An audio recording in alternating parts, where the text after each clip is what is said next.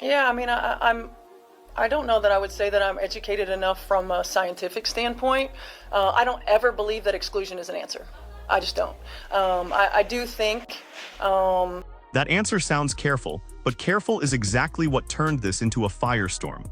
Stephanie White tried to avoid a definitive line, and the internet immediately started deciding what her hesitation meant. You know, when we think about various levels of sport, various governing bodies of sport and things that go into that, like I said, I'm not educated enough at the different levels. I know growing up, I played with the boys all the time. There weren't girl sports back then. Listen to the structure of that response. White does not begin with competition, policy, eligibility, or even the specific concern the reporter is raising. She begins by saying she is not educated enough to give a scientific answer, then moves straight to her belief that exclusion is not the answer. That may feel humane and measured to one side of the audience. To another side, it sounds like she is dodging the central question. And that split matters because this was never going to remain a calm policy discussion. It was instantly going to become a loyalty test. But the part that should really concern Indiana Fever fans comes later, when White explains how she handles disagreement inside the locker room. That is where the Sophie Cunningham question stops being a social media argument and starts becoming a leadership problem. Again, it's like, I don't know, when we talk about biological male and scientifically where we are, I think it's a totally different scenario. You know, as I said, I'm not educated enough in terms of transgender and transitioning to give you a smart answer. I would say, though, that I just don't feel like exclusion is an answer. There is the sentence that ignited everything. She does not feel exclusion is an answer, and she wants deeper, more layered conversations. On its own, that is not an attack on any player. It is not a disciplinary announcement, and it is not proof that White has abandoned Sophie Cunningham. But online controversy does not wait for courtroom-level proof. It looks for signals, and the signal many viewers believed they heard was that White had chosen the league's broad message over a direct defense of someone in her own locker room. That interpretation may be fair or unfair, but White created room for it because she never clearly separated three different issues. One issue is whether peaceful protesters have the right to show up. Another is the WNBA's commitment to inclusion. The third is whether women's sports should have specific competitive rules. Those are not the same question. By answering them as one moral conversation, White sounded compassionate but imprecise. In a controversy built on precision, imprecision becomes gasoline. What's your take on these anti-trans and women's sports rallies that have been following you guys in Seattle, Portland, and have been reported to come to the next stops in Minnesota? Yeah, I mean, look, I think, you know, anytime there's peaceful protest, that's people's rights, you know, certainly. The first question was about rallies following the Fever through Seattle, Portland, and reportedly toward the next stop. White's immediate instinct was to defend the right to peaceful protest. That is a reasonable constitutional and civic answer. Yet notice what happened next. Before she could stay on that narrow ground, she moved into the identity of the WNBA itself. This is where the pressure on a head coach becomes almost impossible. She is supposed to prepare rotations, manage fouls, protect players, and win games. Suddenly she is being asked to speak for the franchise, the league, the culture surrounding the team, and one of the most explosive debates in sports. Every sentence can alienate somebody. Silence gets called cowardice. A nuanced answer gets called a dodge. A direct answer can split the locker room. Still, leadership is judged by clarity under pressure. White had an opportunity to say that peaceful protest is allowed, that every player deserves respect, and that competition policy belongs to the league and governing bodies. Instead, she blended those ideas together. That did not end the controversy. It widened it. You know, I think, you know, when we think about the WNBA in particular, you know, we are an inclusive league. We're a league that welcomes everyone. We're a league that promotes diversity. We promote inclusion. And we're a league that has always been on the forefront of social change. And how we do that, peaceful protest is part of that as well. Now the frame changes completely. White says the WNBA welcomes everyone, promotes diversity and inclusion, and has long positioned itself at the forefront of social change. That is the institutional answer. It sounds like a coach protecting the league's values, and from the league's perspective, it is probably the safest territory available. But safety at the league level can look like abandonment at the player level. That is the tension driving the reaction around Sophie Cunningham. Some online commentators are arguing that White spoke passionately about inclusion while failing to speak with the same directness about the teammate caught in the middle of the debate. That does not establish what White said privately. We have no verified evidence from this clip about a locker room confrontation, a warning, or a demand that Cunningham stay silent. Those claims should not be treated as fact. What we can say is that White's public answer did not name Cunningham, did not explicitly defend her right to hold an individual view, and did not explain how the franchise protects players from becoming political symbols. In that vacuum, people filled in the blanks. And when a coach leaves the blanks open, social media rarely fills them with generosity. And being on a team and being in a locker room is that you've got all kinds of people who come from all different walks of life, who come from all around the world, who bring a lot of different life experience and bring a lot of different perspectives into a locker room. And we learn a lot from one another. Sometimes we agree, sometimes we disagree, sometimes we agree to disagree. We're able to have difficult conversations, we're able to support one another, and we're able to still go out and work for a. This was White's strongest answer of the entire press conference because she finally brought the issue back to the team. Different backgrounds, different experiences, agreement, disagreement, difficult conversations, and then working toward a common goal. That is what a functional locker room is supposed to look like. If White had stopped there and made the principle explicit, much of the backlash might have lost oxygen. She could have said that no player must share the exact same political or social belief to be respected by the team. She could have made clear that disagreement is not disloyalty. Instead, the audience was left to infer that principle. And this is where the accusation that she abandoned Cunningham becomes more complicated. White's own words actually describe a locker room where people can disagree and still support one another. That sounds less like abandonment and more like an attempt to keep the peace. The problem is presentation. She defended the concept of disagreement in general terms, but she did not visibly attach that protection to the player everyone was thinking about. Public leadership is not only about what you believe, it is about whether people can understand who and what you are protecting. White may believe she was protecting everyone.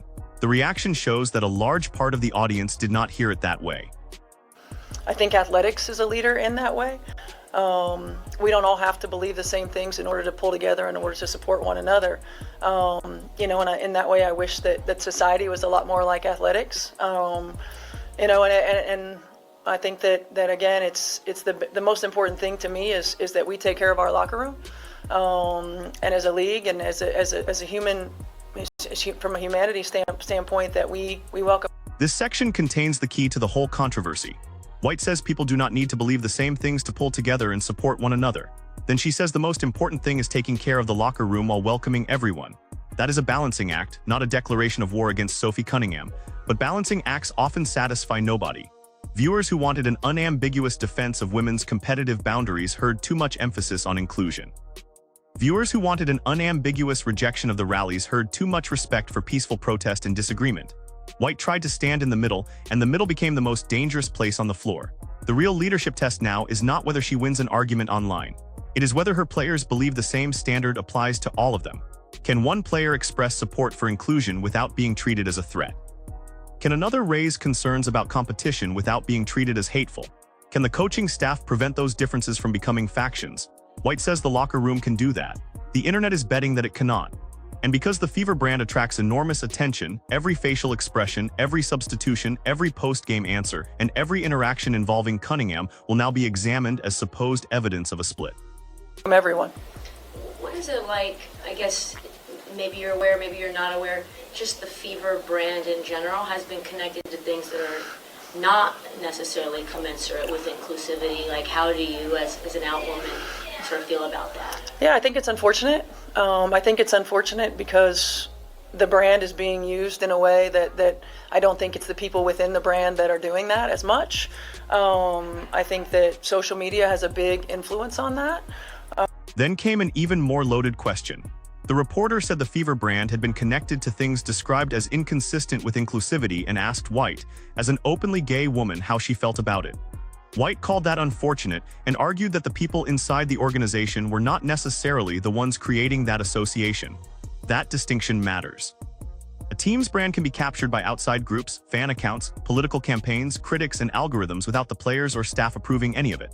White was trying to draw a wall between the Indiana Fever as an organization and the meaning strangers attached to the Fever online. But this answer also reveals why the Cunningham situation became so sensitive. When a brand is being pulled into a cultural fight, the organization becomes obsessed with controlling what the logo appears to represent. A player's personal comment, gesture, repost, or silence can suddenly be treated as if it speaks for the entire franchise. That creates pressure from every direction, even when nobody publicly admits that pressure exists. There is no verified evidence in this transcript that White ordered Cunningham to stop speaking or punished her for a view. It would be irresponsible to present that as fact. Yet it is reasonable to ask whether the franchise's fear of being associated with one side of the debate has made its public communication colder, more cautious, and less visibly protective of individual players. That is the question White's answer did not close. I think, it's a very challenging time, I would say, when so much of the narrative it gets taken away in an algorithm, so to speak. And then that's what we're discussing, and that's what we're talking about. And it's the nature of the beast of where we are right now with social media and with algorithms and with bots and with all of those things. White blamed part of the problem on algorithms, bots, and the way social media strips context from real conversations. She is right about the mechanism. A long answer becomes a 12-second clip. A careful pause becomes a sign of panic. A vague phrase becomes a confession. Then thousands of people react to the edited meaning instead of the full exchange. But blaming the algorithm cannot become an escape hatch. Coaches and public figures know this environment exists. The answer has to be built for the reality of the platform, not for an imaginary world where everyone watches the entire press conference with patience and goodwill. The most effective response would have contained one clean sentence that could survive being clipped. Every Fever player is entitled to dignity, and disagreement does not mean the team abandons them. White came close to saying that. She never delivered it in a form strong enough to dominate the conversation. That is why the internet did what it always does. One side clipped exclusion is not an answer. Another side focused on her comments about disagreement. Critics framed the answer as betrayal. Defenders framed it as maturity. And the actual basketball team disappeared beneath a debate that White repeatedly said she wanted to keep from consuming the season. Today.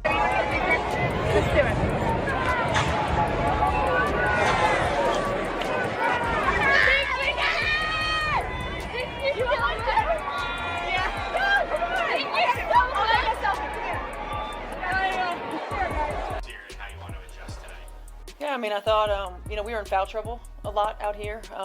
So we didn't have consistent rotations. We put them to the free throw line. We turned the ball over, got them some easy looks. I think we're better offensively and defensively than we were at that point, finding our way. And so, I think we're both different teams than we were at that moment. But all the attention to detail it has got to be there. The contrast with this basketball answer is striking. White is specific. Foul trouble disrupted rotations. The Fever sent the opponent to the free throw line. Turnovers created easy looks. Defensive discipline and attention to detail had to improve. No hesitation, no abstract language, no confusion about responsibility. That is the version of Stephanie White the Fever need: direct, technical, accountable. When the topic moves away from basketball, her language becomes broader and more defensive. That gap is not unusual for a coach, but it explains why the press conference felt unstable. She was comfortable diagnosing schemes and possessions. She was far less comfortable being asked to diagnose a national argument. And there is a basketball cost to all of this. Every minute spent answering culture war questions is a minute not spent explaining matchups, player development, injuries, or late-game execution. More importantly, controversy changes how ordinary coaching decisions are interpreted. If Cunningham's minutes decrease, will people call it tactical or political? If White praises another player, will critics treat it as a coded message? If the team loses, will the locker room be described as divided even without evidence? Once that lens takes over, the coach loses control of the story. Basketball decisions stop being evaluated as basketball decisions. That is exactly the kind of environment that can exhaust a staff and fracture trust, even if the original claims were exaggerated. Is there any frustration, because you guys are in a really fantastic run, that this is distracting from that? There is a frustration, of course, because we want to talk about basketball, and we want to continue to work on our game, and we want to continue to grow as a team. But I also understand, this is part of our growth edge as a league, right? It's part of our growth edge as a league. And White finally admitted the obvious. Yes, the attention is frustrating because the team wants to talk about basketball, but she also called it part of the league's growth edge. That phrase is revealing. She understands that the WNBA's expanding visibility brings audiences that do not share one political worldview. The league is no longer speaking only to its most loyal cultural base. It is being challenged by new fans, critics, activists, and media outlets with completely different expectations. Growth sounds positive until the audience becomes impossible to manage. More attention creates more revenue opportunities, more pressure, more scrutiny, and more conflict over what the league represents. The Fever sit at the center of that transformation because their games and personalities attract disproportionate attention. That makes White more than a coach in these moments. She becomes an unwilling spokesperson for the entire direction of women's basketball. Her mistake was not refusing to become a scientist or policy expert on command. Admitting limits can be responsible. Her mistake was failing to establish a clear boundary around her responsibility. She could have said that eligibility rules must be decided by qualified governing bodies, while her job is to protect every player and maintain a respectful locker room. That would have answered the leadership question without pretending to resolve the scientific one. Instead, the answers moved between morality, league identity, social media, personal experience, and basketball. Each piece made sense alone. Together, they sounded unresolved. We have to be able to manage. We have to be able to insulate as much as we can. And then we have to be able to lead with conversation. Insulate as much as we can, then lead with conversation. That is White's plan. It is also the point where the central mystery finally gets an answer. Did Stephanie White publicly abandon Sophie Cunningham? Based only on this press conference, that claim goes too far. White did not denounce Cunningham, announce discipline, or say that a player with a different opinion does not belong. In fact, she repeatedly described a team where people can disagree and still support each other. But did White leave Cunningham publicly exposed? That argument is much stronger. She spoke clearly about the league's inclusive identity, clearly about welcoming everyone, and clearly about her discomfort with exclusion. She was much less clear about defending an individual player's right to raise a concern without being isolated or branded by outsiders. Whether that omission was intentional, strategic, or simply the result of a difficult press conference, it created the image of distance. And in high-profile sports, image becomes consequence. Players notice who is named, who is defended, and which principles receive the strongest language. Fans notice it too. If White wants to shut down the abandonment narrative, private conversations are not enough. She needs one public standard that applies equally to every player, regardless of which side of a controversial issue they occupy. That does not require endorsing every opinion. It requires making clear that disagreement will not be weaponized inside the team. And so I think, one of the things that I love most about being in athletics and being on a team and being in a locker room is that you've got all kinds of people who come from all different walks of life, who come from all around the world, who bring a lot of different life experience and bring a lot of different perspectives. White said the beauty of a locker room is that people arrive from different places, cultures, and life experiences. That is the ideal. Now the Fever have to prove they can live it when the disagreement is real, public, and commercially uncomfortable. The next stage of this story will not be decided by another polished statement. It will be decided by behavior. Watch how White speaks about Cunningham when the questions become less convenient. Watch whether the organization applies the same protection to players with different beliefs. Watch whether the team can keep basketball decisions from being swallowed by political interpretation. And most of all, watch whether the players continue to look connected when pressure rises. There is also a responsibility on the audience. Criticism is fair. Turning every ambiguous sentence into proof of a secret locker room war is not. The original commentator predicted that this could end badly for White and even speculated about her future with the Fever. That is commentary, not verified reporting. Nothing in this press conference confirms that White plans to quit, that Caitlin Clark plans to leave, or that Cunningham has been silenced behind closed doors. The verified story is still dramatic enough. A head coach was confronted with a politically explosive question. She tried to defend inclusion, peaceful protest, disagreement, and team unity at the same time. Her answer pleased some people, angered others, and failed to give one player's supporters the direct reassurance they wanted. That communication failure has now become a test of credibility. White can still fix it, but not by attacking critics or blaming bots. She fixes it by being specific. State that every player is respected. State that disagreement is allowed. State that eligibility policy is not decided by a press conference soundbite. Then return to basketball and enforce that standard consistently. So where do you stand? Did Stephanie White show mature leadership by refusing a simplistic answer, or did her careful language leave Sophie Cunningham standing alone when her coach should have defended her directly? Put your answer in the comments.